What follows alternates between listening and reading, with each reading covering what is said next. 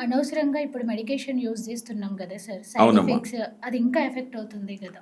డెఫినెట్‌గా. అందుకోసమే పర్టిక్యులర్‌గా లంగ్స్‌లో ఏ ప్రాబ్లమ్ ఉన్నా గానీ, మీరు మీ పల్మనాలజిస్ట్‌ని అడగాల్సిందేంటంటే, మా డయాగ్నోస్ ఏంటి? హ్మ్. మాకెందుకు ఇలా అవుతున్నది? సో, దానికి ఎన్ని రోజులు ట్రీట్మెంట్ తీసుకోవాలి? ఎందుకంటే, ఇప్పుడు పల్మనరీ ఆల్వ్యులార్ ప్రోటెనోసిస్ అనుకున్నాం. దీనికి హోల్ లంగ్ లవాజ్ ఒక 8 నుండి 10 అవర్స్ ప్రొసీజర్ థియేటర్‌లో అతి ఫోకస్డ్‌గా, చాలా పద్ధతిగా, జాగ్రత్తగా చేసుకోవాల్సిన ప్రొసీజర్ అని డిస్కస్ చేసినాం. అలానే ఎక్స్‌రేలో నిజంగా టీబీ ఉన్నింది.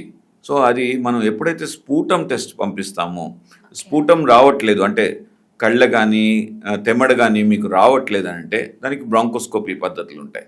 దాని ద్వారా డయాగ్నోస్ చేసి మనం టీబీ అని కన్ఫర్మ్ చేసుకొని ఆ 6 months నుండి 1 year ట్రీట్మెంటో, ఒక్కొక్కసారి 1.5 year ట్రీట్మెంటో కూడా వాడాల్సి వస్తుంది.